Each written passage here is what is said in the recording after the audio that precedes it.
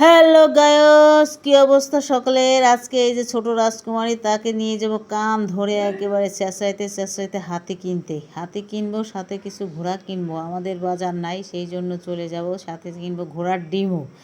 ঘোড়ার ডিম কে কে খেয়েছেন জানিয়ে যাবেন। আহা, এই যে সে যাবেই না, তাকে আমি এবার কান দিয়ে তুলে নিয়ে যাবো। তুই এবার যাবেনি, তোর গেটিতে যাবে। এই যে নিয়ে যাচ্ছি, দেখেন।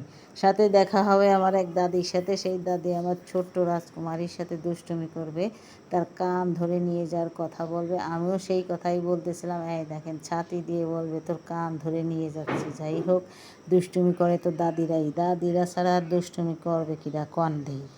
বাডিরা বন্ডিরা, আমার ভিডিওটা যে দেখবা লাইক কমেন্ট শেয়ার করে পাশে থাকবা। ইউটিউব চ্যানেল থেকে যে দেখবা ভিডিওটা অবশ্যই সাবস্ক্রাইব করে যাবা। চলে যাচ্ছি আমরা বাজার করতে চলে যাচ্ছি মহা আনন্দে, ধাই করতে করতে, টিং টিং টিং টিং করতে করতে। আমার বাবা হচ্ছে সরকারি চাকরি করে, সে তো বাসায় থাকে না, তাই মাঝে সাঝে আমাদের একটু বাজারে যাইতে হয়। চলে গেলাম বাজারে। এই চাচা অনেক কিছু নিয়ে বসেছিল, শাক সবজি অনেক কিছু। তার মাঝে আমি আগে কিনেছিলাম আইসক্রিম, তারপরে চলে আসছিলাম চাচার দোকানে সেই শাক সবজিগুলো কিনতে।